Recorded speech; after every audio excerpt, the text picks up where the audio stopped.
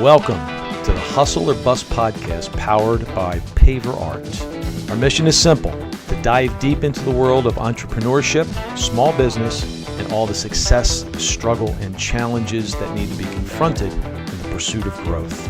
We celebrate the entrepreneurial spirit, but perhaps most important, we want you to learn at least one idea that you can put into action immediately to make your investment in time worthwhile. Welcome to episode 30 of the Hustle or Bust podcast. What's the holy grail for many small business owners and entrepreneurs? I would argue it's getting your products into the world's largest retailer, Walmart. But this is not for the faint of heart. You need real expertise to not just get in a Walmart, but to stay there. Our guest today is that exact expert. Brian O'Dell is CEO and co-founder of NOR-Dell, a strategic brokerage firm that has many years of experience in the world of Walmart. He's also an award-winning author of Mud Street Misfits books. We hope you enjoy it and drop us a line with some feedback.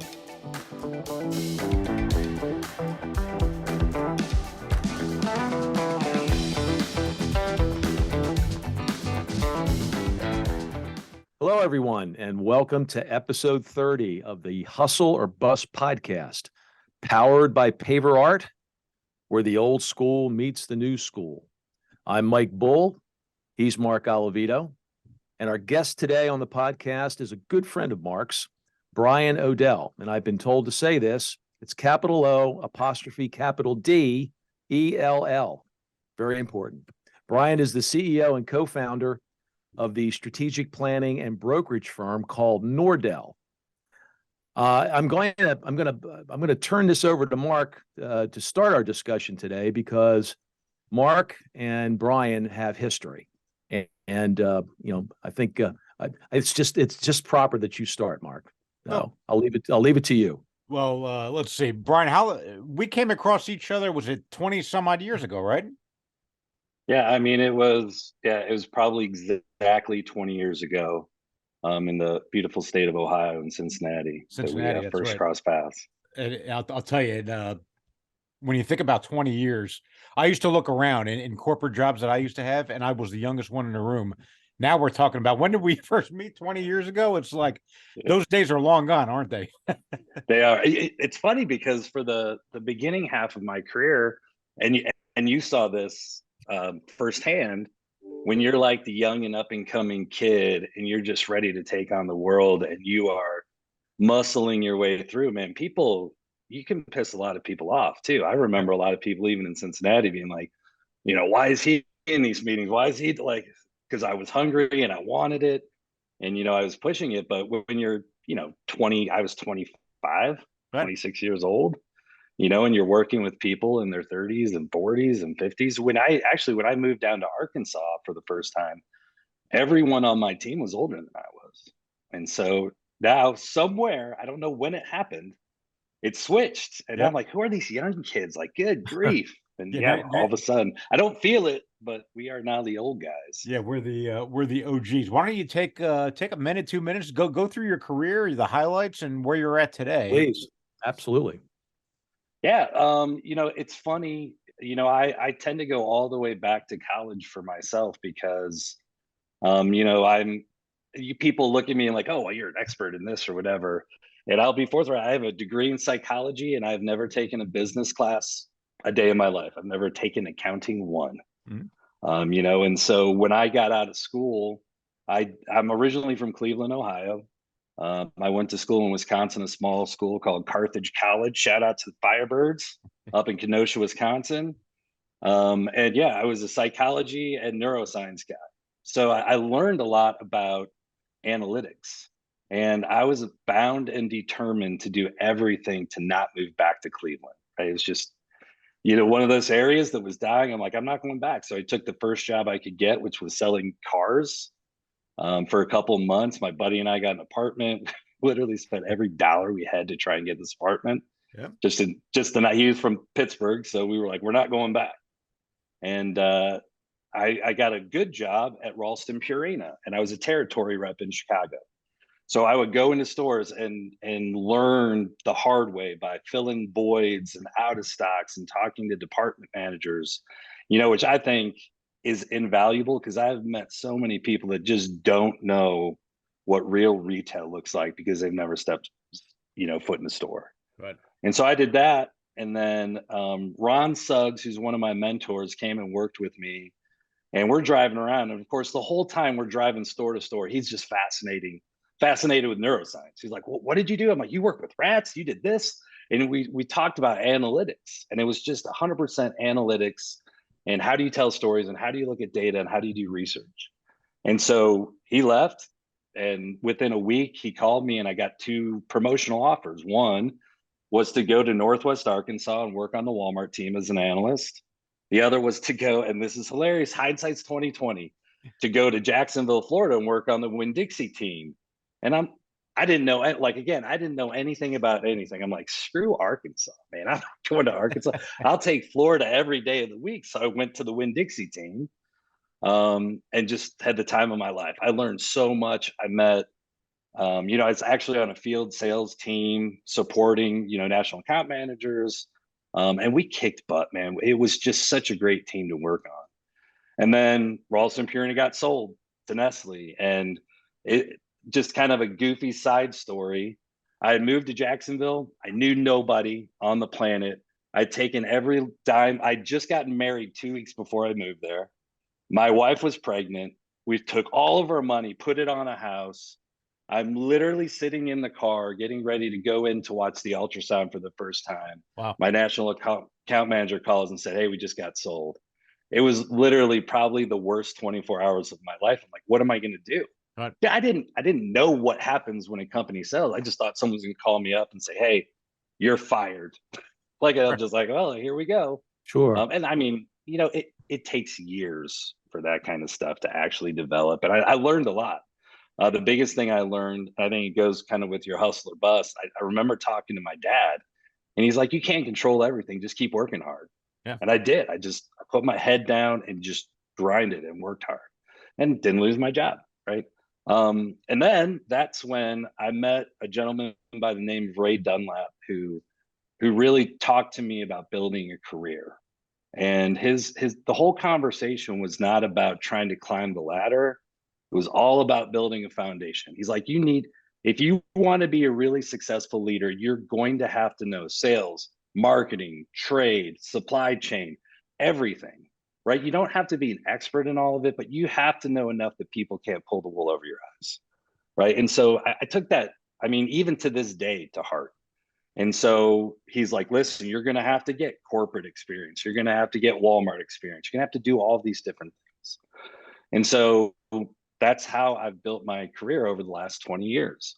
I got a call from a headhunter saying, hey, the problem that happened with Nestle and Purina is everything got stuffed up, right? I couldn't get a corporate job because all the Nestle guys were coming in.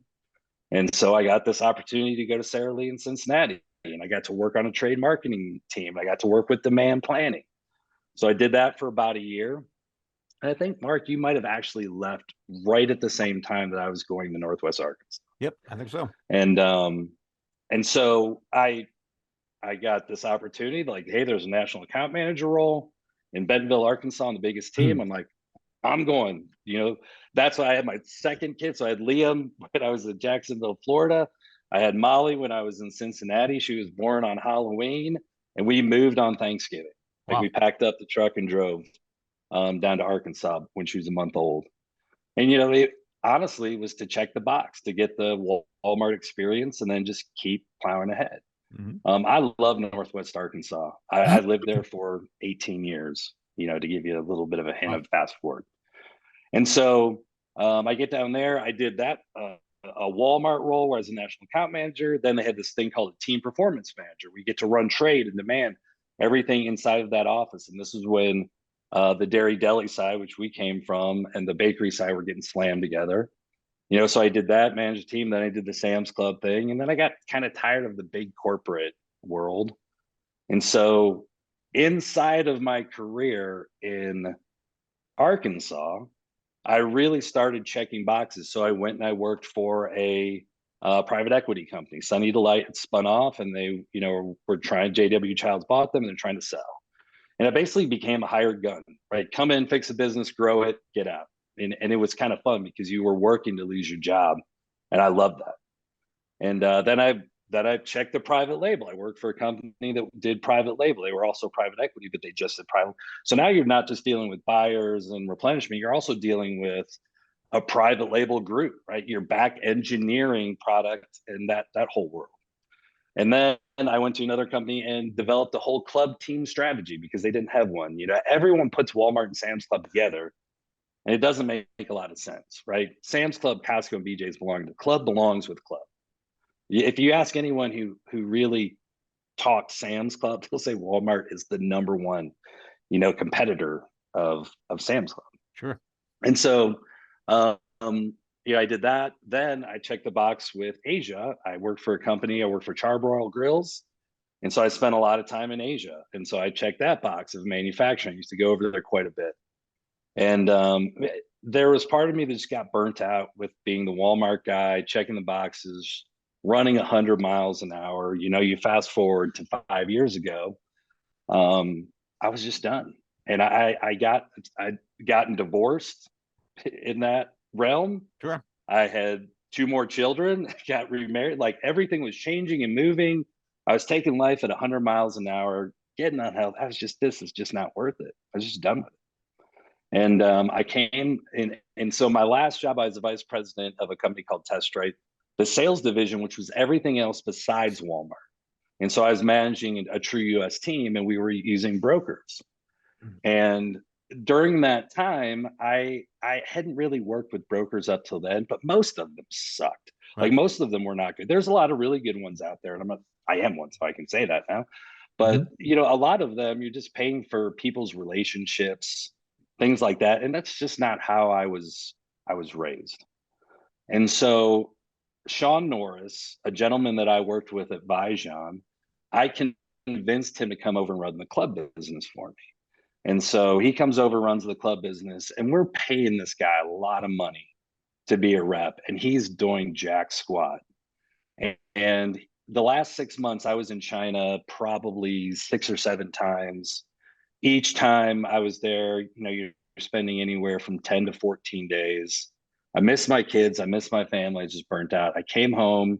I looked at my wife. I said, I'm done. Like, I can't do this anymore. She's in marketing. She did a solid job. She's like, okay, like if you want to do this, what are we going to do?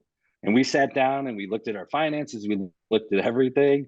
And then I sat in my office with Sean Norris, and this whole business plan took all of about 2 hours. I said, you know, if we just did what these guys do, but we actually did the work, right? Sean Norris is Mark, you would love him to death. He's an ex-military guy. He's got a sign over his door that literally just says, do the work. And we're just like, if we just did the work, if we said, we're going to do these things and we're going to do it to the best of our abilities, right? And we just did it. We just did what we said we were going to do. Like, that's not a very difficult prospect, right? And so he and I sat down, and in true non-marketing people, we decided to right then and there in my office, like, we're done. What are we going to do? Well, we had no clients. We had nothing. And I said, well, what's our name? So we go to like GoDaddy, and literally I'm like, well, we don't want to be like extreme, you know, sales and marketing or like top peak, like all that stuff. I'm like, it doesn't need to mean anything.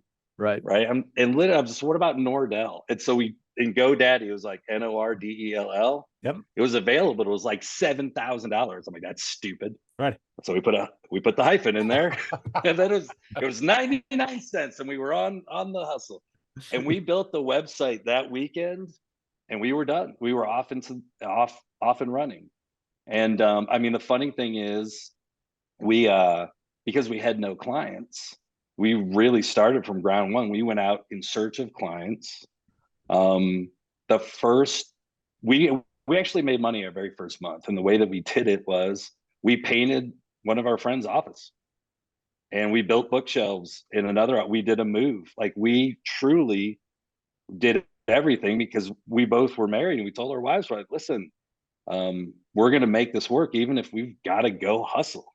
And we made more money in the first 6 months painting, building shelves, moving offices, tearing up carpet than we ever made, you know, doing actual business. It took us a while. I mean, that's a problem with our business model, is when you take people, you know, outside of retail and put them in there, it takes a long time to make some money.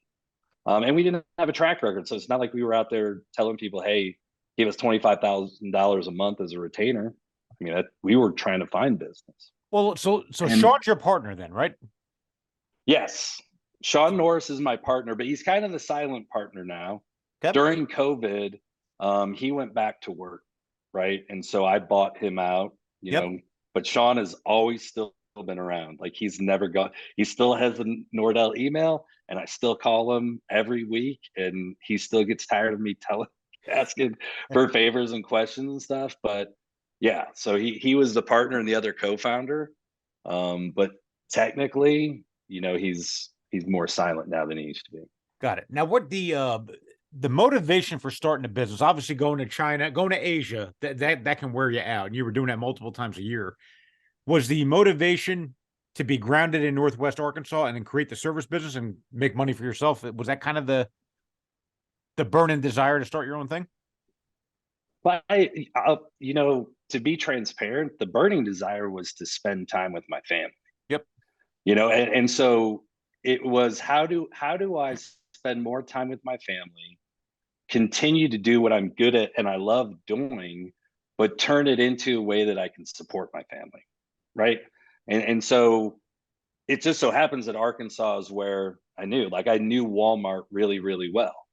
And so, you know, the business model that we kind of put out was low risk on the front end because we don't own product. I don't own product today. You know, if something goes wrong with me, I don't have to deal with all that, right? I get paid off of commissions to get people into Walmart and manage their business, right? Which is nice. I mean, it's limiting to some degree, but it truly does give me the freedom to do what I want to do when I want to do it.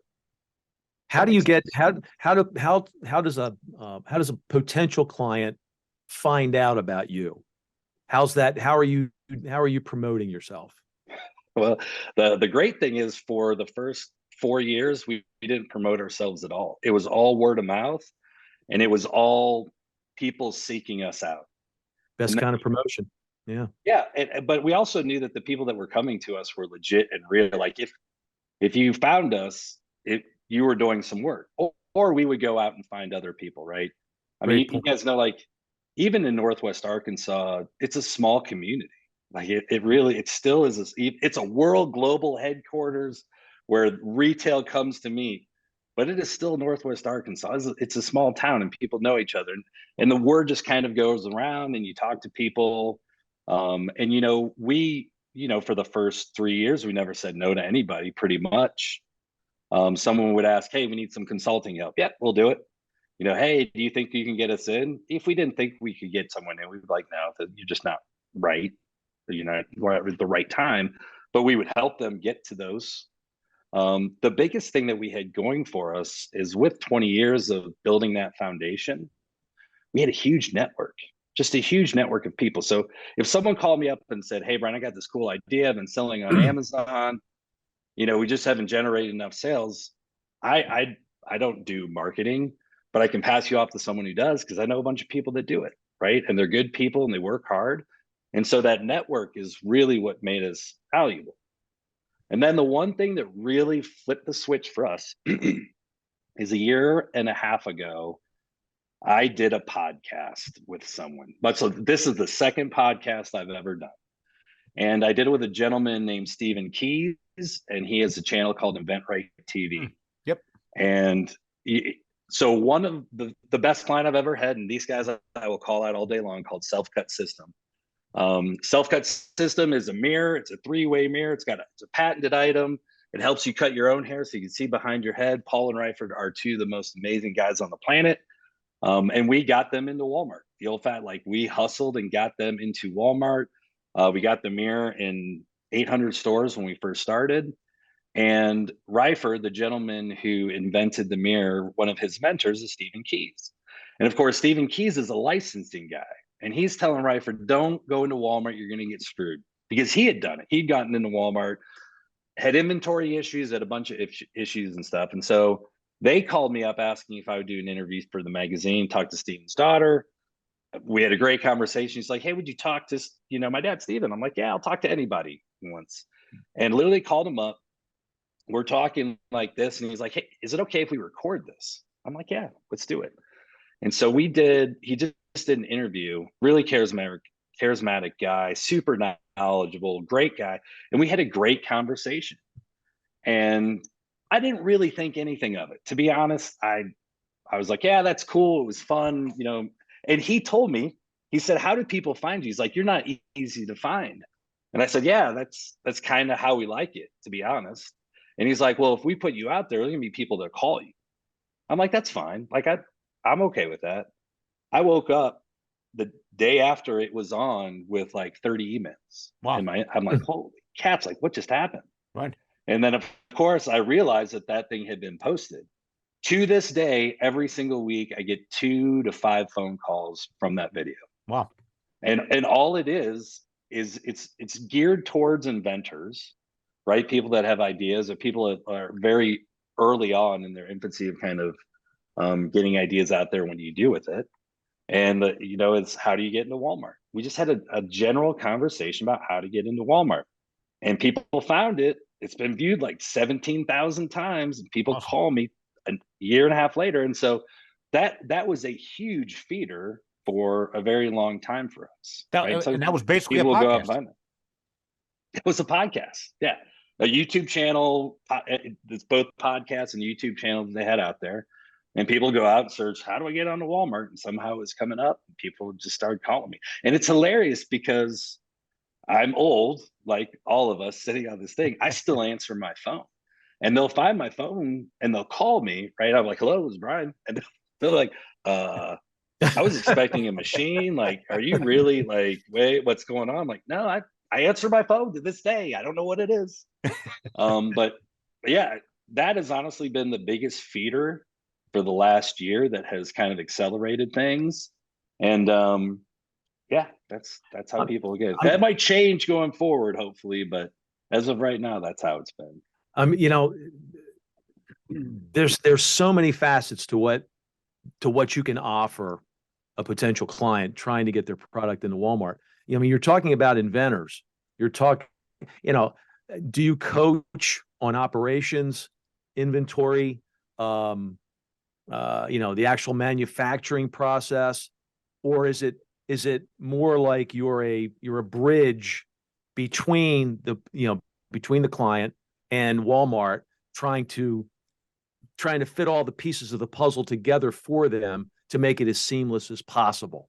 Because I would imagine not every one of your customers can get their product into Walmart. And by the way, question number 2, my guess is honesty is a big part of your relationship with whoever it is that you're dealing with. So Yeah, it's a lot of stuff. Can you address some of it? yeah, absolutely. You know, we've evolved a lot over the last 5 years, and we're going to continue to evolve. It's really going to be the only way that we stay relevant and grow. So I would say when we first got started, if a business is 100-yard dash and the goal is to get onto Walmart shelf, we were experts in the last 10 yards, right? And so at the very beginning, we'd have conversations with an inventor who's like, "I have this great idea," and it would be like, "Okay, I can't help you." Like that whole what you were just talking about is there's a lot of really tough conversations. I will tell you this: I've talked to well over, I don't know, 150 people. I've only signed 11 contracts for a reason. Mhm. I am overwhelmingly picky. And great ideas are great ideas, but if there's a laundry list, if there's 50 things that you have to do, I can't do all of them for you. Like, my job is not to help you run a business, because I can't do that. Right? It is so time consuming. So originally we were like the last 10 yards. Right. Gotcha. You would have to be financially stable. You'd have to have product already manufactured. You'd have to be up and running on Amazon. You'd have all these things. And then we would kind of put you into the 3 Ps to figure out whether or not you can actually get into Walmart. Right. And so as we evolved, it started moving back a little bit more, where we noticed that there were such good ideas that were 60 yards, but maybe we needed to help get them up and running on Amazon, or maybe there's a marketing component. And so I would say currently over the last year, we've evolved and we're trying to stretch that back a little bit. And I always tell everyone, like, if I can help line you up with a manufacturer or point you in the right direction, I'll do it. Right. Like it's no skin off my teeth. If you become successful and you come back, great. If not, great. Right. The thing that I love the most about my job is I genuinely get to help people almost every day. Like someone calls and they're just like, hey, I got this great idea. I'm like, well, you need a lawyer. Like there are certain things that you have to do. And everyone's at these different phases. And so I think as we evolve going forward, it's going to change. So we're trying to move back so that we could help more people, add a marketing component, add an Amazon component, to where we can get the last 20 yards, the last 30 yards. And then we've built networks and relationships on the front one that if you were to come to me and say, hey, I've got a great idea, we can point you in a better direction, right? I think what we're going to try to do that's going to be cool in the future is one of the hard things is I've had 150 conversations with people and they all start at the same place. And so one of the things that we've talked about is, do we do some sort of educational component where we can educate people? Like you guys are educating small business owners on how to maneuver through certain things. Is there a way that we could help educate people to see where they are in that journey? It's almost like a retail readiness assessment to say, okay, I know what the keywords are. I know what I'm talking about so that I can help them better. Like we're not starting from ground zero every conversation, right? Well, because if I've got to do that, people will fall through the cracks. So let me poke on that a little bit then, Brian. The answer is absolutely. I mean, Retail Link alone, right? Which might be 10% of the whole deal of Walmart. You can go to Retail Link University that you can put on because you've got that level of experience with it, right? So now I don't know what are the 11 clients? Are they all one category, or is it in the health and beauty aisle, or is it spread across the store? Or? No, I mean, 3 of them were in the health and beauty aisle.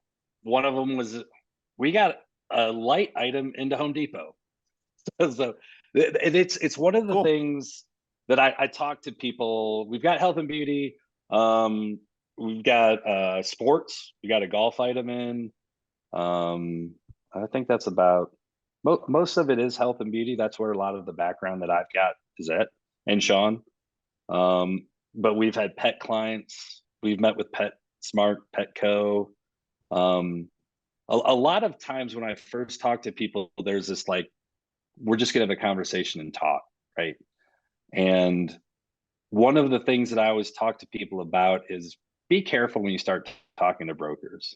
This idea that people, like Sean and I never set this up that we knew people, right? Oh, I know this, bada boom, bada bang. I got this guy and this guy knows this guy.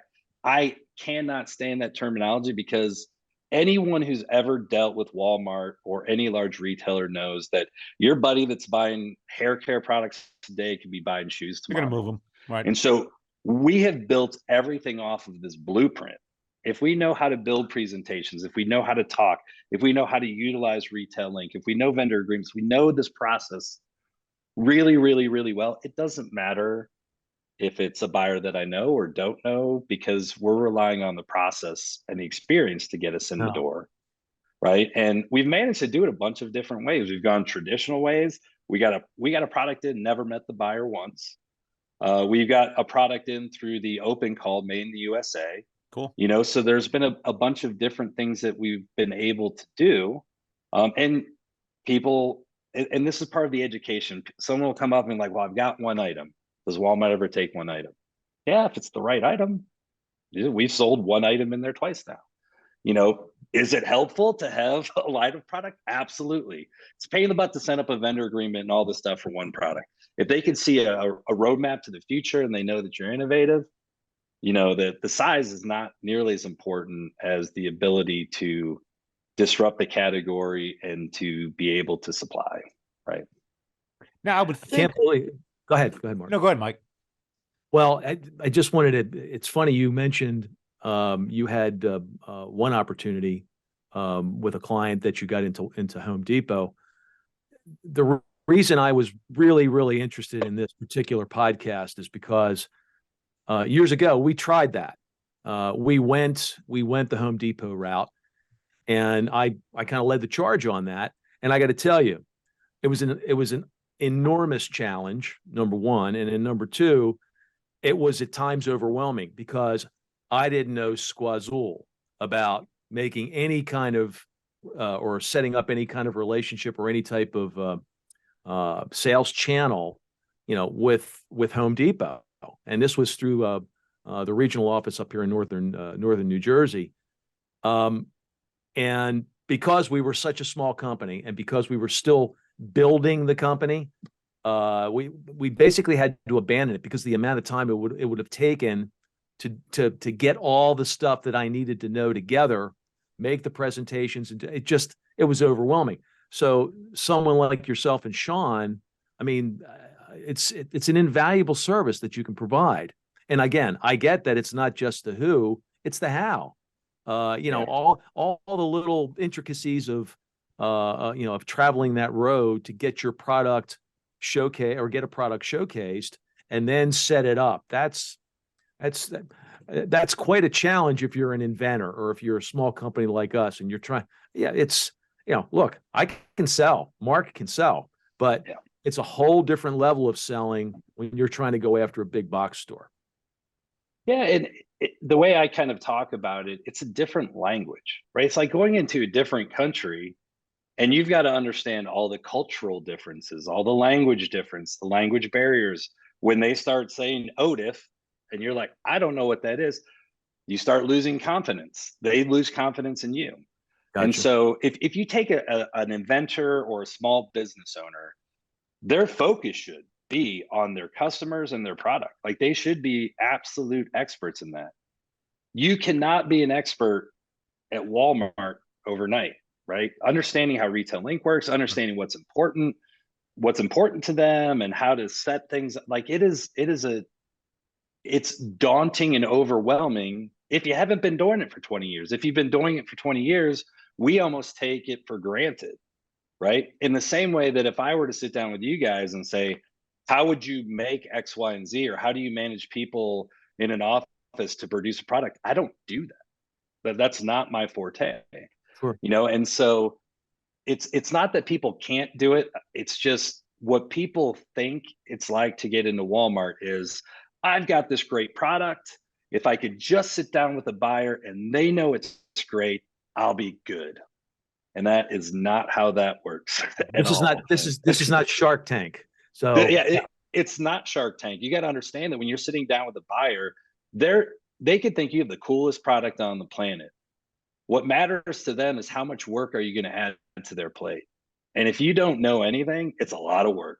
And all they're seeing is all the time that they're going to have to invest in you just to get you set up as a vendor, just to get you, just to understand how their supply chain works different, because it is not like Amazon, right? And when we get past the original conversations and we kind of peel that onion back, logistics is a huge part of it, and if you're sitting down with someone who's brand new and you're like, well, you're going to have to get, data sync set up and EDI. And they're like, whoa, what's data sync and what's EDI? It's like, well, wait, like all of a sudden you realize that there's a laundry list of things, factory ID, brand IDs, all this weird stuff that flows around. And we're not even to like ladder plans and production and forecasting. It's a lot.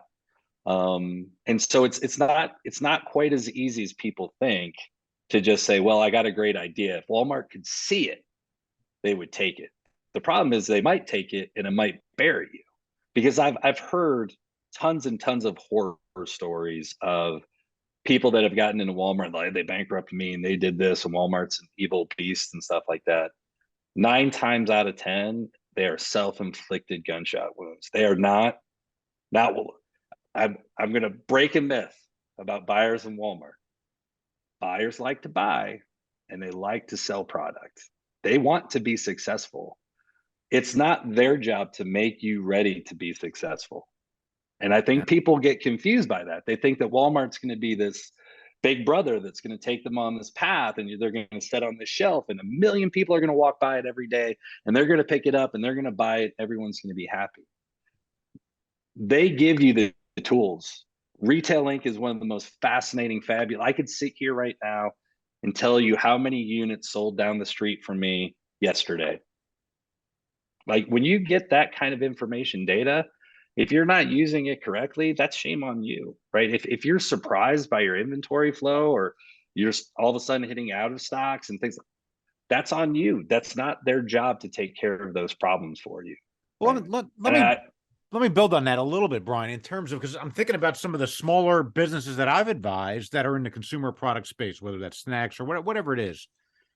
And I'm kind of thinking, all right, let's say I'm a small business or a small consumer products brand, meaning $5 million of revenue or under. Everyone gets starry-eyed with Walmart and the ability to go to whatever, 10 million, 15 to the first thing in my mind is you don't want Walmart. And I'll tell you why, because if you get in and you're successful, your $3 million brand or your $3 million business now becomes, let's just say, $8 million, and they own you, whether they're successful or not. You can't staff up for a business that becomes that highly concentrated in one customer. So that's my bias. Now, challenge that or poke on it or tell me where it comes down to the strategic decision of that business owner, right? To say, do I want to go after Walmart? Yeah. So usually when people call me, Walmart is always like the goal. And the very first step that I do with every single person that kind of makes it through the first cut is we have a real good conversation around channel strategy. Mm-hmm. No one wants to talk about channel strategy until it's too late. Right. But you should be having that conversation before you launch anywhere, except for maybe Amazon. If you're a small company, get online. I got it. But past that, and what I mean by channel strategy is, okay, I've got this item, and if I'm thinking about my consumer and I'm thinking about what they want, now I have to think about how I talk to them, and now I have to think about where are they actually going to go find my product. It might not be Walmart, and people just think of the size of Walmart. But if you're like an organic, all natural, why would you not be in Whole Foods? Right. People always overlook club, and usually when I sit down with clients, like Self-Cut System, one of the first conversations we had is, hey, Walmart's great, and it probably is the right place for you based on the demographic you're going after. But what's next? Like, what's the club item that we're going to sell? What's the, Ulta and Best Buy? Like, how do we start changing this up so that what usually ends up happening is people don't think about it on the front end, and they end up stepping on their own toes, right? And so, like you're talking about, if Walmart's not the first step, what are the first 3 steps before you get to Walmart, before you get to Target, right? Is it grocery? If it is grocery, what grocery store? What area of the country? Like, that's the real conversations that you can get into to really help isolate and focus people down. This is my pushback on Walmart, though. Walmart is a great place. If you've identified that Walmart is the right place for you, but you're scared that I go into 4,000 stores and I somehow crap the bed. Yep. Right. You don't have to. Of all these clients that I've talked to you about, not one of them have we put into full distribution. And that is our choice, not Walmart's choice. Now, Walmart will say they probably wouldn't want to do it anyways. But when we go in to talk to them, we are going in with a very specific plan that says, here's everything that we do. Here's all of our capabilities and everything. We know that we own Texas. So we would like, 200 stores in Texas. Let's prove this out. That way, because I'm a small business, I can fund marketing and I can build a social media plan, whatever it is to do that.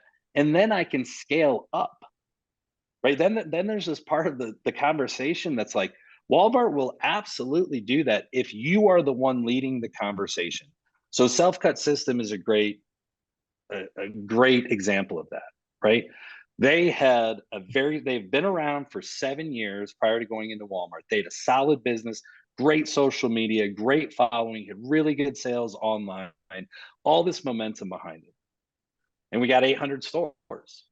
And then the next year we expanded. Then we added a SKU.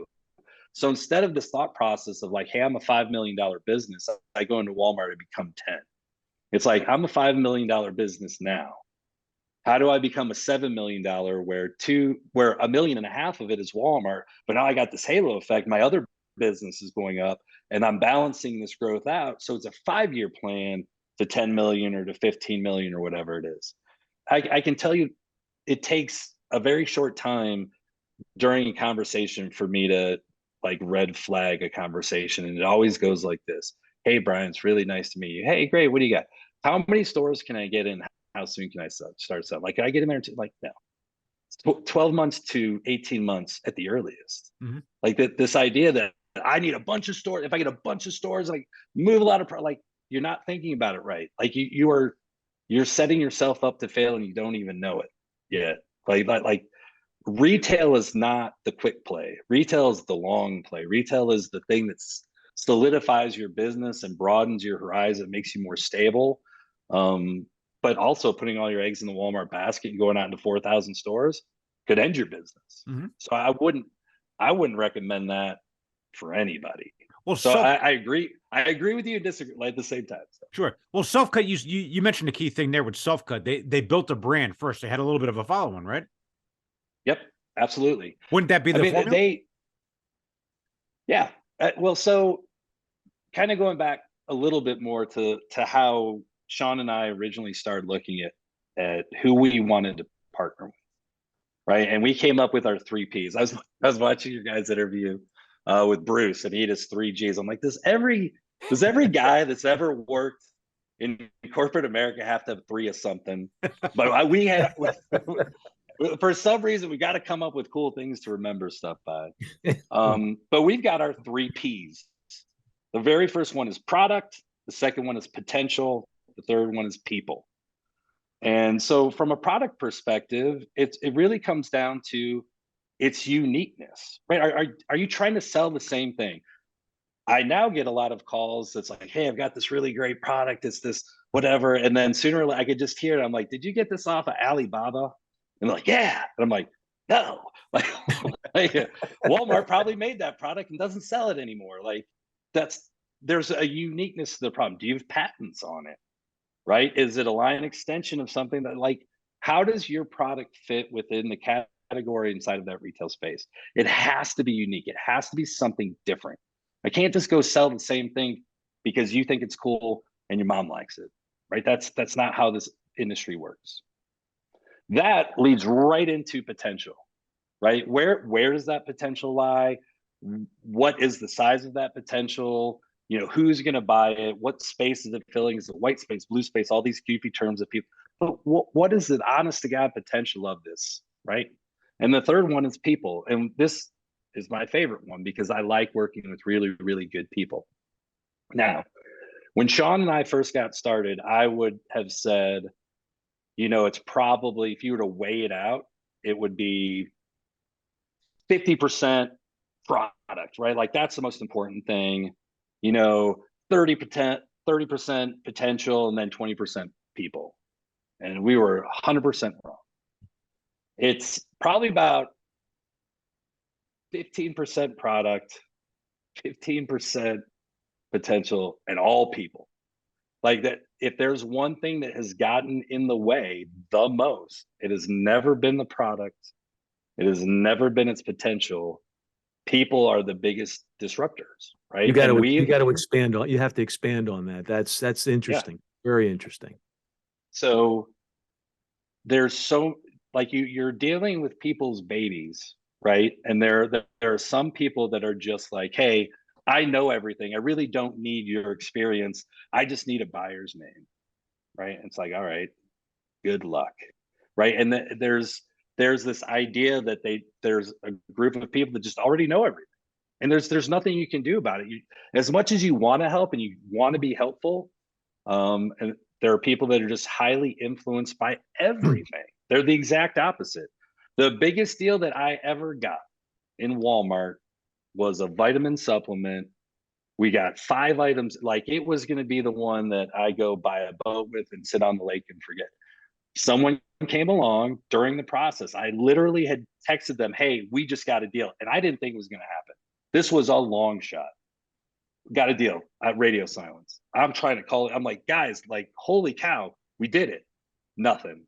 finally I get this like email, hey, let's have a meeting tomorrow. I'm like, have a meeting? Like, what are we talking about? Like this is it. We did it.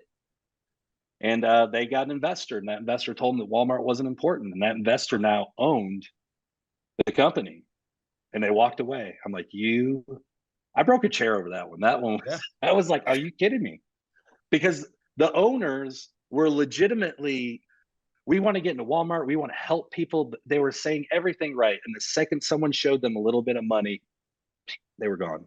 Wow. And so there's that to it too. Like people, the ones that I love working with and have really good conversations, they're passionate and knowledgeable about their business. Sure. They ask really profound questions all along the way. They surround themselves with the right people. And so like at Self-Cut System, even though there's kind of two guys that manage this business, they've put people around them to succeed because they know that they don't do Walmart. Brian does Walmart, right? They don't do this marketing. They've got someone that helps them. They don't do the social part. So they're willing to understand what they're good at and put the right people and take the time to put the right people in place around them. They're building a company. Even if I'm not a paid employee, and right, I'm a commissioned employee, and someone else might be a consultant, they're still putting the right people and asking the right questions. If in the first 5 minutes of any conversation, I could tell a lot of what people are asking, the questions that they ask says a lot about how they are mentally preparing for this endeavor and whether or not they're ready.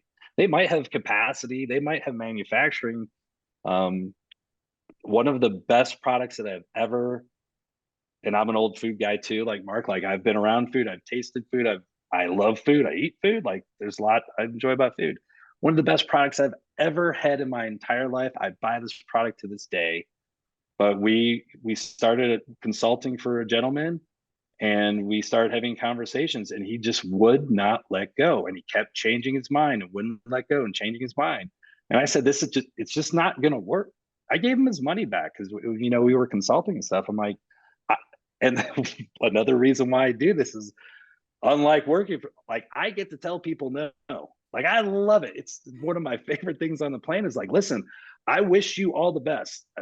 No ill will. I just don't want to work with you. I have no desire to go down that path. And it's another good thing about having like business partners.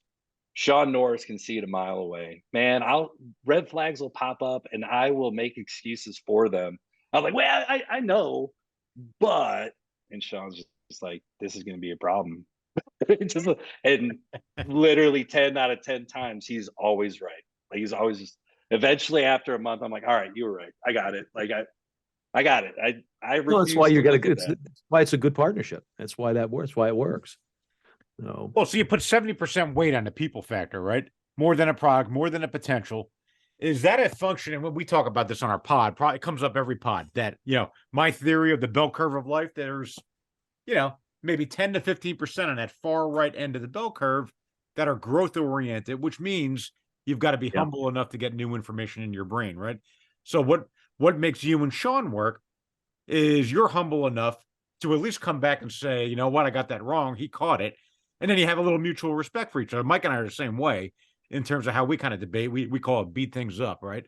But do you think that's one of the reasons why the people thing is so hard and the thing that you got to get over first? Because people have a bias or not open to new ideas, or they're like, that guy's changing his mind and he doesn't.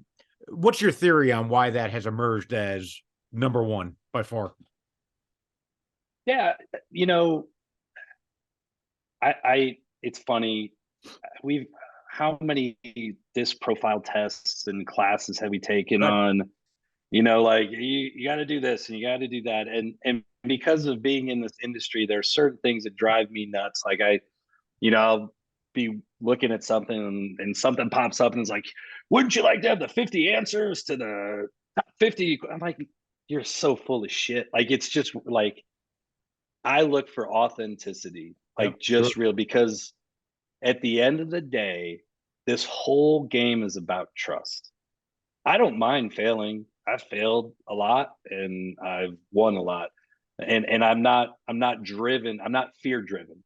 And there's a lot of people that are fear driven. They're afraid to make the wrong decision, so they don't make any decisions, right? They're afraid to let go because they've doggone it, they're right. And so, but what happens is there's no trust, right? And if I don't trust you and you don't trust me, Walmart's not going to like all of a sudden there's this lack of trust that happens. And the only way that you get past that is to truly be open to the fact that you don't know everything, right? And when you can really peel that engine back and realize that by asking the right questions, by giving up control of something, by making sure that you're surrounded by the right people, what you're actually doing is saying, I've got confidence in myself and I've got confidence in you. And the two of us will be a lot better off if we just trust each other. And people really have a hard time with that. They really have a hard time. Like, you know, someone has a phone call. Now, Sean and I are pretty lucky because we're just very open, transparent people. Like every conversation that we usually have, that's not really a good statement, but most of the conversations we have end well, because we're open. Even if I've told someone, I'm sorry, there's absolutely nothing we can do, or that's not a Walmart item. Like and I've had to say that over and over and over again. And I'll explain it. I'm not just going to say I don't like it. It's just dumb. And people appreciate that. And that's why I put so much more weight on the management of the business than selling. I guarantee you that, if you can get in front of Home Depot and you were just genuine about your product, they'd probably sell. like if people were just genuine, authentic people and just, I'm an expert in this product and I'm just going to talk to you. And I'm not going to have this fear of failing, or I'm not going to try to tell you exactly what you want to hear. And when you cross your arms, I'm going to cross my arms, and I'm going to lean in. And like all the games that people talk about, just build trust. And, I think to your point, Mark, like part of it is just people don't trust people, or they don't trust themselves enough to be able to let go. You know what we say? I can't believe you're bringing this up. In our business, the equivalent to that is that part of the market that we deal with, which is contractors. And more often than not, we'll talk to a contractor, and then let's just a specific contractor he knows that product inside and out. He knows what he's doing. He even knows how to talk to the clients, and he might even know how to close the sale, but he has no idea how to run his business. And maybe just reluctant enough to turn that trust over to someone who can help him with that. You and Sean appear to be that partnership that puts that last piece of the puzzle in, or the last 3 or 4 pieces of the puzzle, where somebody can expedite and get their product into Walmart or a Sam's Club or a Home Depot or something like that. But they've got to, like you said, they have to relinquish something, and they've got to turn that trust over to you. And you can sense whether that relationship is going to go that route or not, which is a gift, my friend. Trust me, that's a gift. No. Well, let me opine on the trust thing, if you will. Trust in my mind, trust is a basic formula. It's, will you do what you say you're going to do, and will you repeat? Is your name worth a shit, or is it not? Right. And that's a function of reputation and basically doing what you say you're going to do. In Brian's world of Walmart, right, Brian, you might be dealing with a great client. You might know the owner of the company. You might know the VP of manufacturing. You might have it all, and they're good people. The problem is in the real world of execution now, when you're in Walmart, you get your 5,000 case opening order, and then you might get another one like 10 days later, and you're like, oh shit. Now then the rubber meets the, and they don't pay you on $100 invoice, hypothetically. They don't pay you $100. They pay you $92. And now the real world starts happening, right? So you've established trust with the players, but now you got to get to the real world of executing in the Walmart system. And those two things can be a little bit disconnected, right? That comes down to, are you ready? Are you capable? Do you know what you're getting into? That's where your role, Brian, as the expert at Walmart, you can bridge all of that and eliminate a lot of the surprises, or at least get them prepared for it. And that's why, by the way, they probably need someone like you if they've never even dealt with that to begin with in the world of Walmart. Yeah. And just in the world of retail in general, retail works so differently than, you've got a confined space. Amazon is an endless shelf. I can sell this notebook tomorrow on Amazon. It's not difficult if it happens. Retail, the expectations are very different. And honestly, I understand why there's a lack of trust from a lot of small business owners, because there are a lot of shysters out there. There are a lot of people willing to take people's money that do not know what they're talking about. Sure. And it's kind of like I said, my first job out of college was selling cars. And I remember sitting there, and I went through like the training, and I did it for 3 months. It was one of the worst 3 months of my life of like a professional career standpoint. And I like cars. My dad was a die maker for Ford forever at a stamping plant in Cleveland, Ohio. So I was selling Fords, and like there was like this connection and stuff. And I just remember everybody that walked in looked at me like I was the devil, like I was just there to screw them. And they're not wrong. Like it had been so culturally accepted, and it was just the way things were, and you're gonna get screwed, and how much for the undercoating? Like it was annoying because where we worked, we didn't actually do any of that stuff, but it didn't matter. And so I've had literally conversations over contracts with people that were like, yo, the very first client we ever signed is one of my favorite people on the planet. She is the epitome of an amazing small business owner. Her name is Allison Albert. She owns a company called Pet Crew with a K.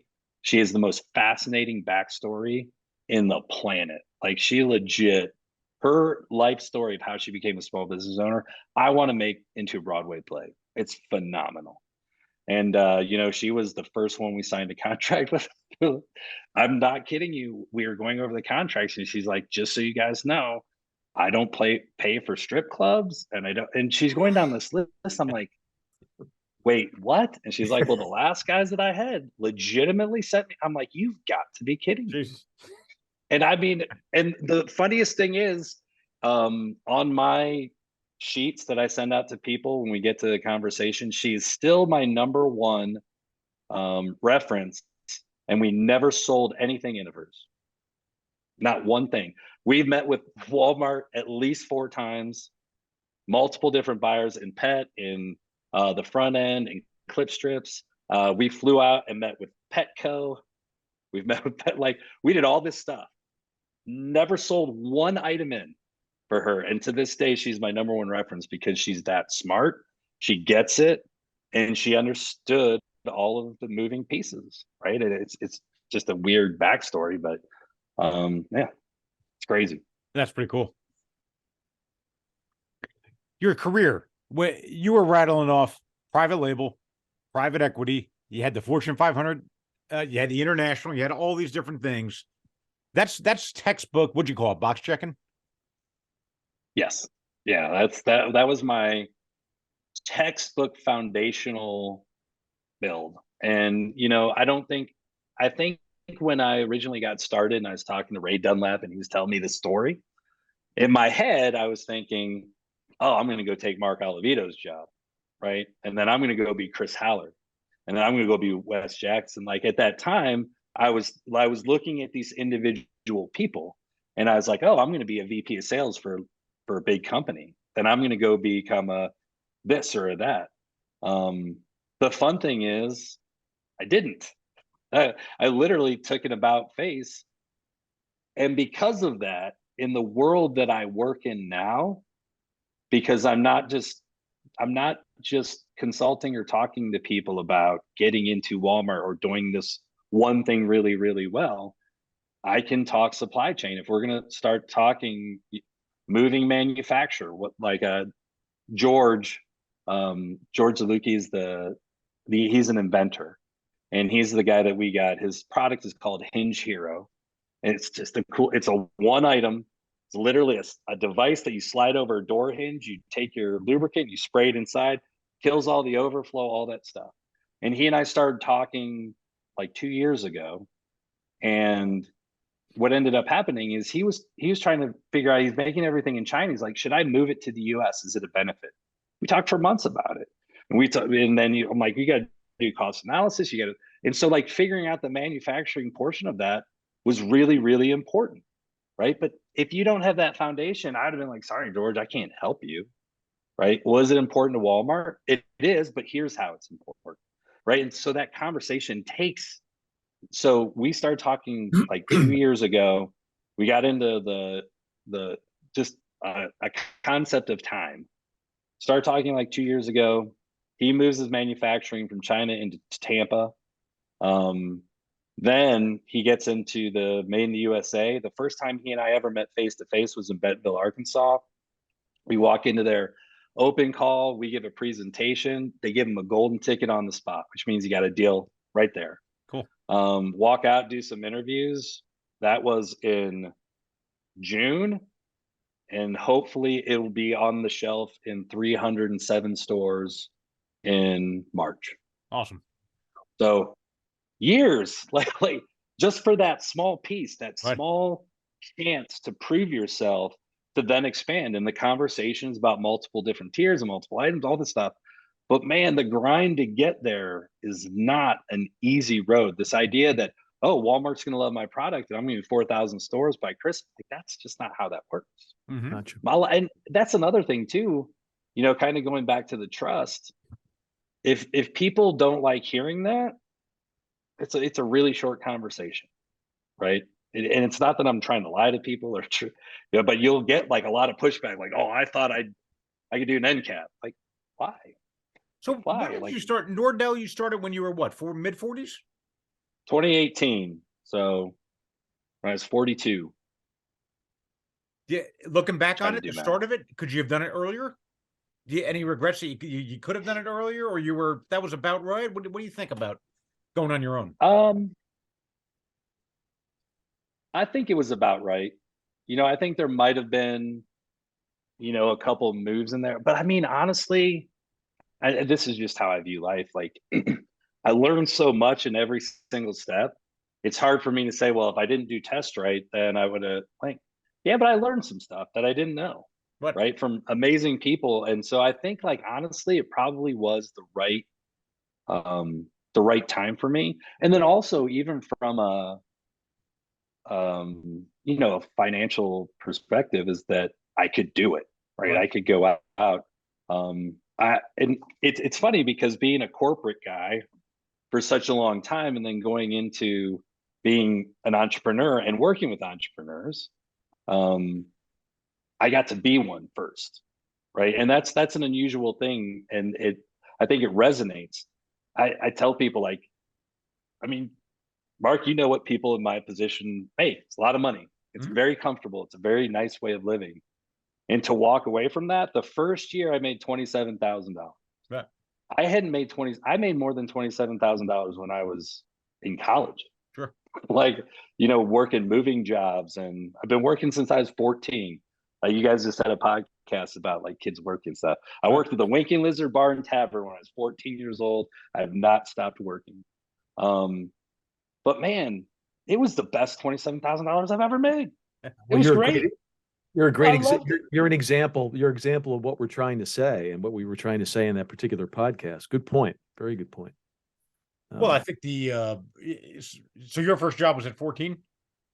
Yeah, 14. And it's hilarious. My sister, my older sister, Katie, she was a waitress at the Winking Lizard Bar and Tavern in Twinsburg, Ohio. And you know, it was like a summer job, and she got me a job as a busboy. I used to stay there until it closed at like 2 o'clock in the morning, right? And like my dad worked the midnight shift, so it was like, hey, you're working, you're learning a valuable lesson. Amen. And so yeah, it was just, and ever since then I've and here's the craziest thing that I always forget for some reason. Everyone always is confused and they say, do you work for Walmart or do you work with Walmart? I'm like, I don't work for Walmart. I've always worked with Walmart, right? So I'm an outsider that works it. But when I was a senior in high school, I was working at the Ponderosa as a cook, And the guy that was the general manager there left and became a store manager at Walmart. Wow. And he took 3 of us with him. And I actually worked at Walmart the summer before I went to college at the night shift, unloading trucks in the back of the store. So I have actually worked at Walmart too. You know what's wild? Mike, it's flashbacks to our rant on parents, that episode. And I appreciate you bringing that up. That someone's actually listening to this, Brian. That's pretty cool. People go back to their teenage years, like you just did, 14, at the bar, right? Bussing until 2 a.m. Those 8 weeks in the summer, I've said it a gazillion times. I think you probably learned more during those 8 weeks than you did the previous 40 weeks in high school. Personally, you can certainly recount those stories. I agree. And there's some stories I learned at that bar that we can't say on this podcast that I learned a lot more. But absolutely. I mean, it's real life experience. You know, and a lot of people ask me like, oh, does your psychology degree help you in what you do? I'm like, absolutely. Right. I've gone to school to learn how people think and why they act certain ways and how they do that. But I also learned that at the bar in Lincoln Lizard and the grill. You learn all that stuff by getting out there and rolling your sleeves up and doing work. Right. That concept of just doing the work is completely and totally underrated, you know, in my opinion. Like a lot of what we do is not rocket science. Right. But there's one topic that I do want to discuss with both of you. Sure.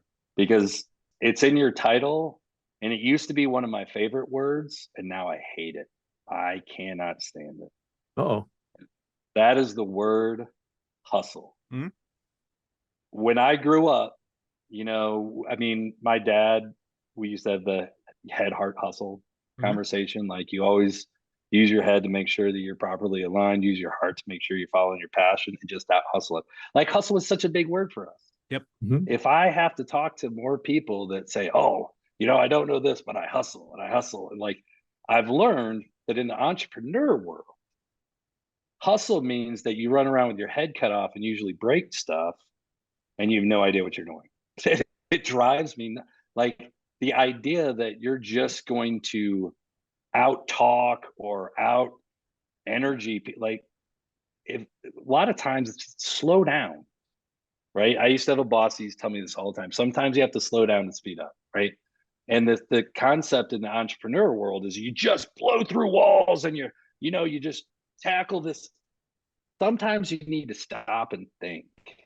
And you got to, and in the entrepreneur world, you almost have to do it more so than the corporate world. You have to be very deliberate and very thoughtful in what you're spending your time, your energy, your money, your effort, everything on, even more so. And I've seen where people just run so hard and smash into walls so many times. I'm like, if you just stop for a second and realize that there's a door 3 feet to your right, you could stop this insanity. And it's something that I've seen in the entrepreneur world way more than the corporate world. Like the corporate world is slow, boring, red tape, all that stuff. And the ones I've seen really successful are the ones that find balance, the ones that know when to hustle and why to hustle. Mm-hmm. They don't just hustle for the sake of hustle, Mm-hmm. right? And there's a lot of podcasts. Why I appreciate your guys' conversation. There's a lot of podcasts and conversations out there. It's like, oh, just work hard than everybody. Yeah. Well, what are you doing though? Yeah, like, work smart too. Like, yeah, I've thought about those sentiments a lot. And I started the blog called Hustle or Bust. I don't know. It was 2012, I think it was. So a decade ago, right? And it was just an easy, kind of like you guys were doing at NOR-Dell. You were going to GoDaddy. Kim and I were at, what the hell was that Italian restaurant in Memphis? Amerigo's. And a rare date night with 2 young kids at home, right? And she said, she gives me the little lecture on, you're whatever I was at the time, 38 years old, high performance marketing team. You're growing, doing well. You're the youngest one in the team. But guess what? You and your team are starting to become dinosaurs right before my eyes. Real motivational speech from Kim, right? I'm like, well, thanks, honey. What do you suggest I do? She goes, well, how about you get a little blog out there, get some skills, grown up on your digital marketing, and you've got all this stuff in your head, get it out there. Well, what do you want to call it? She's on GoDaddy. and I wrote it. They had those paper napkins on the table. How about hustle or bust? See if that's available. And it was first shot, right? Now your points on hustle. There's I call it hustle porn, right? On Instagram. All these entrepreneurs with the I swear half these private jets are fake, right? The glamorization of entrepreneurship is off the charts on social media. I couldn't agree with you more that just work, this mantra that you can just work hard and that'll solve 80% of your problems. It's such bullshit, right? So the 80-20 rule is a rule for a reason, right? Are you working your ass off on the right things or are you just working hard, right? The big freaking difference, right? So you learned this early in your days of category management. 20% of the items in a category will represent 80% of the SKUs. Remember that little Pareto chart that shows you got, 100%'s here, but you got up to 80% of the chart, like in the first 10 items of the category. And every single category is the same across the entire store. Well, guess what? 20% of your activities that you consume a 12-hour day with contribute to 80% of the value, right? So it's amazing to me that people think that you can just throw hours at this thing and become successful. It's total bullshit. So yeah, you're right. The word hustle is a verb, but if you're not doing the right things with the right people, then kiss it goodbye. I mean, it's just now. I'll talk out of now. Let me talk out of the other side of my mouth. In your 20s in a career, you know this.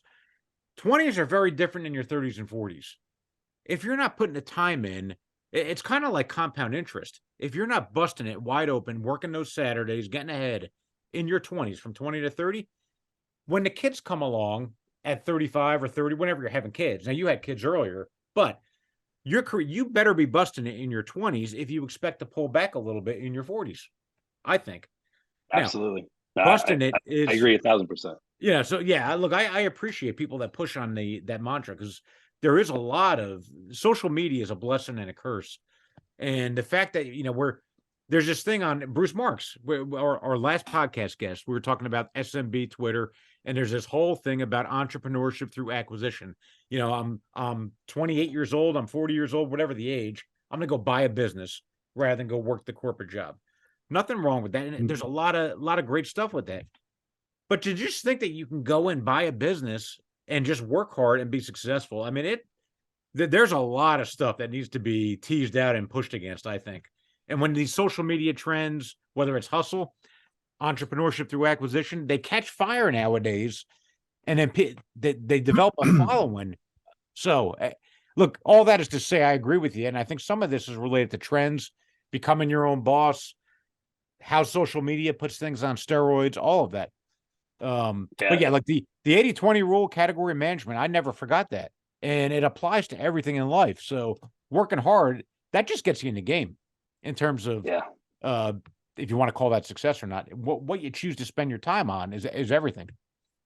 Yeah. It's funny that 80-20 rule I did learn in Cincinnati because one of the first projects you put me on was SKU rationalization of the Link sausage business.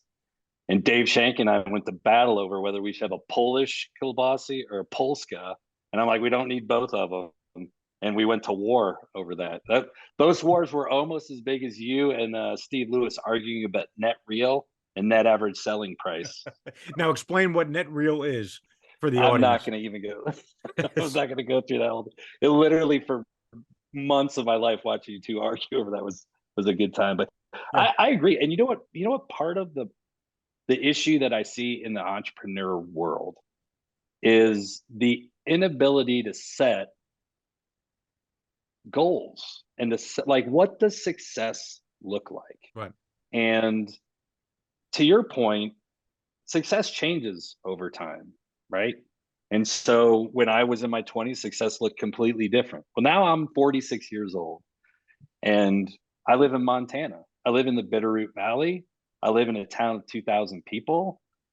If I showed you around my house, I live in the middle of the woods. Like I live what I want. And I wouldn't be here if I didn't hustle my ass off for those 20 years. Like this is, but having a clear goal and understanding of what success looks like for you, not based off of social media, not based off of, I $20 million. I'm like, why do you need $20 million? Like, there's so many people who set goals without any whys or any plans to get there nowadays. and like you said, the social media is a curse and a blessing. I think it's just a curse. I'm not really sure what the blessing is, but it's just one of those things where people are constantly looking at that 0.0001% of people who got TikTok famous and are on a fake jet, and they're like, well, that's what I want. Okay, well, as my father used to say, want in one hand, crap in the other, and see which one fills up faster. Right. Right. Like it's like the even with entrepreneurs and stuff, like one of the things that we always talk about at the very beginning is I ask them the same question. Tell me about your journey. Tell me about where you came from, where you are, and where you want to go. Right. And if the story isn't cohesive, if it doesn't make sense, like, well, I was a teacher and I make cookies and I really love making cookies for kids. And so you get like, oh, I get why you're here. And I make cookies. And that's like, and then I, saw a podcast and someone sold a company for $1 billion to, like, well, slow down. Let's go. Like, you're skipping a really big part of this whole thing that's really, really important, and how and why and why do you want to get there? Like, I just, I've found that my relationships with the people that I work with now are vitally important to me. When I call up Paul and Rayford and I have meetings twice a week, and it's a blast. Like we talk about important business stuff. When I call up George, we talk for 15 minutes, and then we talk about our kids and all all the other this. It's gone from when you're young, you're trying to think of who you align to and how do you move in the right direction and who's your competition and all this kept. Now as an older person, I'm just like, man, who do I want to work with? Like, who do I get excited to call when I've got some sort of problem that I can't solve? And who are the ones that are going to get things done? That trust thing. Like, who do I trust? Right. Like, I've got a problem right now. Who's the one that I call is going to pick up the phone and help me? And that's what makes this all fun. Well, you mentioned it before when you have 11 clients and then there's a group of people that you said, we're just not going to be a good fit for each other. The freedom that you expressed in making that decision to say, we're not going to work together. That's got to be part of what drives you. You want to work with the people you want to work with. Yeah, absolutely. And I've learned to appreciate time. Like, I got to, my daughter is a track athlete. She's at the University of Montana on a track scholarship. She was a thrower. She's a state champ. Well, I got to coach her for 4 years because I was a thrower, and so to be able to say, guess what? At 3:30 to 5 o'clock is track time. I'll work at night. I work on Sundays. I work on Saturdays, but I ain't working from 3:30 to 5. So if you need me, in the world that you and I grew up in, that didn't happen. Right. Like that was like the sheer nerves that someone would call you is petrifying. That like all of a sudden it's a buyer and like, oh, they can't hear people throwing in the back. Like, you get over that kind of stuff too when you get older. Right. Mike, what are your we're talking about goals and some of the stuff. What runs through your mind as Brian gives some philosophy and this curious on your take on the hustle? Brian poked on that a little bit, which I think is all good stuff. What ran through your mind? Well, by the way, I'm 69, soon to be 70. And in this journey that I've been on, the last 4 years have probably been some of the most fertile years that I've lived. And that's when Mark bought the business. And I say that because I have learned a tremendous amount. Look, we built this business from scratch, from absolutely nothing. 2 paint cans and a board in between was our office when we started. But I got to tell you, what Brian said about hustle, and his explanation about, his feelings about that. Yeah, it took a lot of hustle. It absolutely took a lot of hustle to build this business, but we had a product, and we had a product nobody else had. That gave us the inside track. Now, the question was, how are we going to build that out? How are we going to make that work? And once we sort of figured that out during the first 5 years, the hours that we threw at it were not ill spent. They were spent very well, and they were spent smartly. And that goes back to what you were saying. Brian. You know, you can hustle all you want, but if you don't know what you're doing, you're running in place. And running in place is great if it's, you know, you got 3 feet of snow outside of your hotel room and you can't get your run in, and you're running in place in your hotel room. That's the only time you get any value out of that. So that would be my take on that. And, you know, I got to tell you too, this is a slight tributary off to the side, but part of the reason I like doing this podcast is selfish. It's very selfish. And the reason it's selfish is because I get a hell of a lot out of it too. Okay. We're doing this ostensibly for other people. We want people to learn from, you know, our backgrounds and our experience, and the folks, good folks like Brian O'Dell, who come on and give us their time and their experiences, so that our you know, the folks that listen to this can learn too. But I learn a hell of a lot, and that's what I get out of that. And this is part of the hustle. You know, Mark and I worked a full day before we started this. You know, before we started this podcast here this afternoon, and when we're done, we're going to work a few more hours, because that's what needs to be done. And it's Friday, for God's sakes, you know. So that's, yes, I know exactly what you're saying, Brian, and you're absolutely true. You know, hustle, but have a reason, and be smart enough to know what you're hustling for, and you know, just make sure you're going in the right direction. Absolutely. Hopefully that answers your question. Yeah. Well, I want you to weigh in on that. And then, Brian, what's your, when you, great question, by the way, what's your definition of success as you look out over the next, I don't know, 2, 3, 5 years for you and your business or your life? How do you kind of think about that? Yeah. I mean, you know, I appreciate being a father more than anything. Right. And being able to spend time, give opportunity, and open doors for my kids has always been, and it amazes me too. My older kids, Liam and Molly, are so much smarter and wiser and well equipped than I was when I was their age. It's mind boggling to me.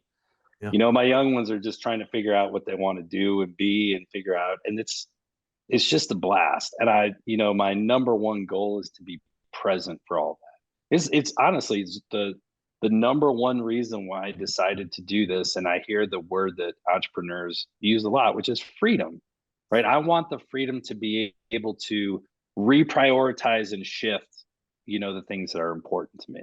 You know, family's always been number one.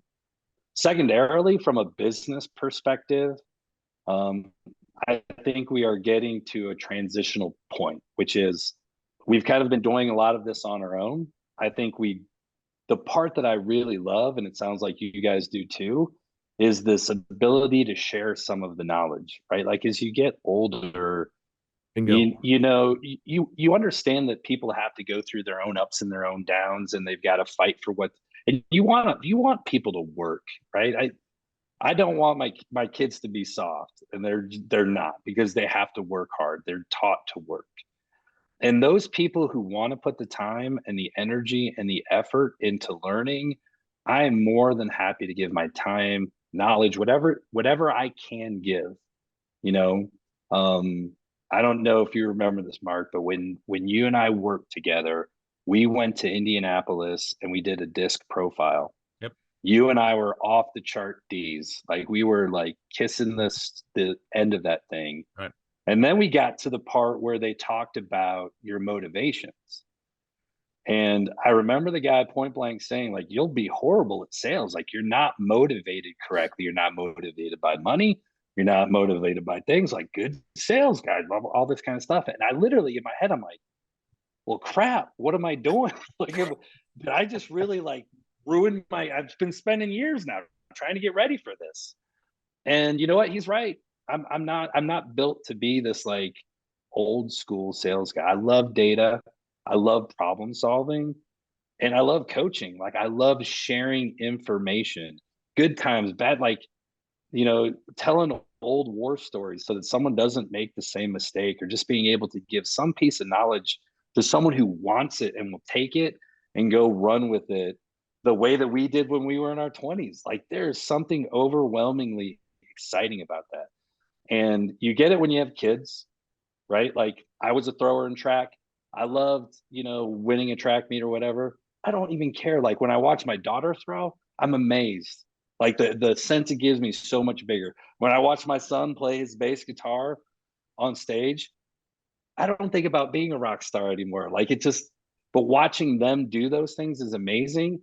And I get the same feeling in the business world. And I'll tell you one story because it's kind of my rock star moment. So I told you about the podcast I did with Stephen Keys. Mm-hmm. So George and I are sitting at the Made in the US thing in Bentonville, Arkansas. We got our gold ticket. We're standing in this line of like 20 people. And they literally take you through this media thing where you get to go talk to local news people and get interviewed and all that stuff. Walmart does a great job of making really important events big, and they should. And George and I are staying there. We're talking to this lady from the newspaper, and I hear this person go, "Hey, that's that guy." And I like look around or whatever. And this lady goes, "That's the guy from InventRight TV." And I turn around and there's this woman standing there. And the guy next goes, "That's him." And I walked over. I'm like, "What are you talking?" And she's like, "We watched your interview on InventRight TV, and we watched it over and over again. Cool. And we learned so much about it. And we wouldn't be here if it wasn't for you." That's I awesome. gave that woman the biggest hug I've ever given someone not with my last name. Right. And my entire I was on a high for 2 months.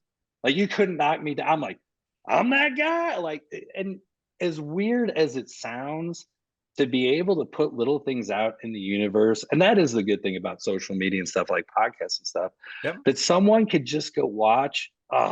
It filled my soul top to bottom to just hear someone say, "You helped me out." Like that. That's such a cool thing. That Sounds like absolutely is a rock star moment. Sounds like his first big win, Mark. Yeah. Yeah, look, that is a great rock star moment. So here's something to sleep on, I guess. Look, if that filled you up, there's nothing from stopping you from putting your little phone out there, creating content on your website, and do a little retail link 101 or break it down into 10 chapters and just start cranking it out. Now, you don't need the customers probably, but in terms of the fulfillment of educating people on your expertise, and it's deep, that's something to think about at least. Yeah, and honestly, so I've got someone in the marketing world coming up in February, and I've started talking with the Missoula library. So I'm about 30 minutes south of Missoula, Montana, and their library has podcast rooms, and all of it's free. Like you just got to show up. And so I've signed up for all of their courses to use all the equipment and like do all that stuff. And to your point, it's just having very simple conversations around things that people just don't know they don't know, right? Should I be prepaid or collect? Most people are like, I don't even know what prepaid or collect is. Like, I can sit down for 10 minutes and explain it to you and tell you the benefits, the good, the bad, and the ugly of each, right? And then maybe we get to another point and bring in, and that's the other thing about the network, right? Like, have people on like you guys, like, and sit there and talk about very small, concise pieces of information that if you got, you would feel like you learned something, right? More of a course type thing. And then yeah, it would lead to, an opening of possible clients. It would open up a way of actually a feeder program where people are trying to actually, before they talk, they get a certain amount of knowledge so that you're already elevating the conversation from the get-go. So I think we're about ready to start some of that. Hopefully in the next 6 months, some things will start kicking up and we'll see. But like, luckily, stuff like this, it just feels good. Right. Like just like I know you guys are going to send me a check for this, but I don't need it. I would do it for free, but it's just the ability to document the kind of content that you could actually put out there It's actually pretty important, Brian. I mean, you'll look back, if you do that, you're going to look back and you're going to go, oh, wow, I forgot about that. I did that podcast 2 years ago. But the examples of the information that you can share that are so important and the ability to document that podcast wise, that's a big step and that's a big deal. Well, one accomplishment I want to bring up, and maybe we can end it on this because we're pushing probably an hour and 20 or so. Your book, or you wrote 2 books, correct? Oh yeah. Yeah, Talk about the third that one's because almost done. you got a third one coming? Yeah. So how did that come about? How did you come up with the idea? How did you do it? Because I've always had a weird fascination and wanted to write a book, but you know, it's one of those things in life. It's on the bucket list, but someday I'll get to it. You've already done 2, going on 3. So talk about that. And don't forget to mention the name too. Yeah, it's called the Mud Street Misfits. Great name. And I mean, I'll try and condense this down. And I know, Mark, I owe you copies. I will send you both copies of the books. You can read it. Awesome. Wow, thank you. You know, during the time period that I was traveling a lot and I was in China and things, you know, you sit there and you're talking to your kids, you know, when you're eating dinner, they're eating breakfast. And then when they're going to bed, you know, you're waking up. And so you spend a lot of time in planes and hotels away from your family. Mhm. And so part of that missing my kids was creating this crazy world that just existed in my head. And when I was younger, I always wanted to write a book. I love reading. I love books. I love storytelling. I tell my kids stories before we go to bed. It's just always been like an important part of our family and lifestyle. And I'd started this book when I was probably 20 some. And I realized that I can't write a book that I would enjoy, right? There's so much to writing and complex thoughts and things and multiple levels and stuff like that. But when my older kids were younger, I used to read with them, right? We'd read Percy Jackson or read Harry Potter or some of those different things. And I realized that like that middle reader world is really like one train of thought. It's not all over the place. Like if you read old books like Hatchet and Where the Red Fern Grows, things like that. That's kind of like one thing with a couple little side stories. And I had this idea of a thought in my head. And so while I was traveling, I would just create these worlds. And so what I did was I would take all the people I knew. And so the Mud Street Misfits are Liam and Molly, which are my 2 kids, Connor, which is my sister's child, and then Sarah and David, which are my brother's kids. So it's the 5. I know them all really, really well. And so I would just come up with these crazy stories and I would just put them in these situations. And in my head, they would just act out whatever would happen.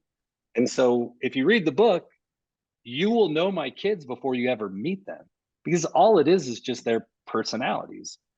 And so I had this idea, like this thought, like, oh, I have this crazy idea for a story. And I literally wrote the thing from beginning to end as I was traveling. I never went back. I just started it and just wrote it.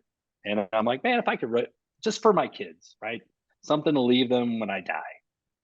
And I thought, man, if I wrote like 30, 40 pages, that'd be great. I wrote like 150 pages. And I created this entire story. And I'm like, that's crazy. And I just kind of put it away.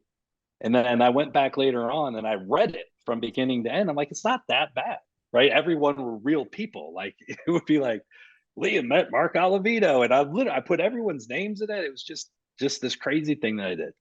And so then what I did is I'm like, it's not that bad. So I'm going to see if I can kind of clean it up. I sent it to my mom and my sister because they're big readers, and they were both like, this is a really good story. It's rough, but it's a really good story.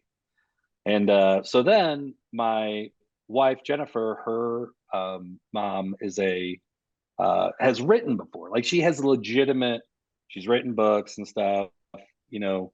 And I told her, I said, can you just read this? But I need your really real opinion. And she's like, yeah, I'll give you my really real. And in the meantime, I'd started writing a second one because now this thing is just moving. There's five months. Each book is about an individual kid, right? So the first one's about Liam, the second one's about Sarah. And so in my head, I have this whole thing built for 5 books. And so she read it and she's like, this is legitimately a great story. It is rough as all get out. I said, so here's the deal. If you clean it up, we co-author this together. And then I'll finish the second one. I'll give it to you. And trust me, for what took me, a limited amount of time just to write that story, took her 10 months to clean that crap up, because it's not easy. It's not an easy world.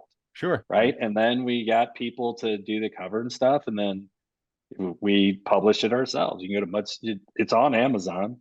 And then we actually won an award for it. Like, we entered it into award just to see if it was worth something. Won an award for that, then came out with the second one. The third one's almost done. We're going to split up the fourth and fifth one just so we can finish. Like, this has been 6 years, a 6-year project. This is not like an overnight thing. It's right. And I'll tell you right now, the craziest thing, it took me nothing to write the first one, nothing to write the second one. I started NOR-Dell, I stopped traveling. It's hard to write now. Right. I'm not stuck in a plane for 16 hours going to China. I'm not stuck in a hotel. I'm at home. I'm happy. I don't have to create this. So there are times like if I have to write, like, I literally have to go away because everything's too close. Sure. Gotcha. And so, like, we have this dream, like, we're going to get these doggone it 5 books done. And then we'll see, see if someone wants to publish or whatever. It's out there. But it's just fun. It's my brain can't sit still. And so there are always things going on, between, like, right now I'm helping my kids. I wrestled when I was in high school. And so I'm helping my boys wrestle. They're in the wrestling squad, and then they're doing hockey. Like, I don't have to spend 10 hours at work. I could be more efficient now that I'm older and spend 6 hours at work, hopefully, or 7 or 8. But then I still have to keep myself busy on other projects or my brain gets restless. So, yeah. I am an award-winning author. You can write that on the thing too. It's like to tell people that. Well, congratulations. That's fantastic. Yeah. That is a congratulations. I mean, that's a great accomplishment. Yeah. It's funny. Everyone says, writing a book's a lot of work. It's a crazy amount of work when you are really paying attention to every single, even a kid's book. Like, it's a middle reader book. Yep. But luckily for me, much like I've got Sean in my business world, I've got Beth in my writing world, I've got my beautiful wife in my personal world, I've got my kids. Like, because I know myself and I've grown to know that I can get very high level strategic and crazy and distracted, I've always got to have, like, good partners around me to be successful. Right. And I know that, like, I'm very well aware of my downfalls, and having the right people around me has become really important. It's important to know that. Oh, look, awesome. Well, look, I think we've covered a ton of ground here. Mike, do you have anything else you want to throw at Brian before we wrap up? No, just to say that I was looking forward to this podcast. After I went through your website, just very impressed with what you do. And now that I've had an opportunity to hear your get all your background and hear you talk, I was not disappointed at all. That was fantastic. I think it was a great podcast. So thank you very much. Thank you, guys. I really appreciate it. 2 last things. Number one, have you had anyone on the podcast that has slammed Mark Alavito into a wall? I can't believe you brought that. Because I have done that before after I didn't get the rose. But secondarily, I'd love to come back. I'll give you a little teaser. Yeah. I'm working with a client. If you ever wanted to see how horizontal drilling gets into Walmart, I'll let you know in about 4 or 5 months. Wow. Horizontal drilling. Well, how do we not take you up on that offer? Horizontal drilling, when horizontal drilling and hobbies meet, great products do happen. Wow. We will definitely take you up on that. So now I got to do the deep dive. Got to do the deep dive. What's the time frame we should be thinking about that, Brian? We should be on Amazon by the end of February. So I would say April, May. All right. Well, we'll plan on maybe over the summer we do these. We're doing. Yeah. We've got this annoying thing. My 15-year-old son Dominic does the producing, he does the editing. but they've got this annoying thing for 15-year-olds. It's called high school. So we end up doing it on Zoom. In the summer, Dominic's in the office with us, and he kind of does it there. Mike and I are sitting across the table from each other, so we'll call you into Zoom when we're in the office together in the summer. That'd be great. I appreciate the time, fellas. All right, good job, Brian. We'll talk soon. Thank you, Brian. Help you. Thank you very much.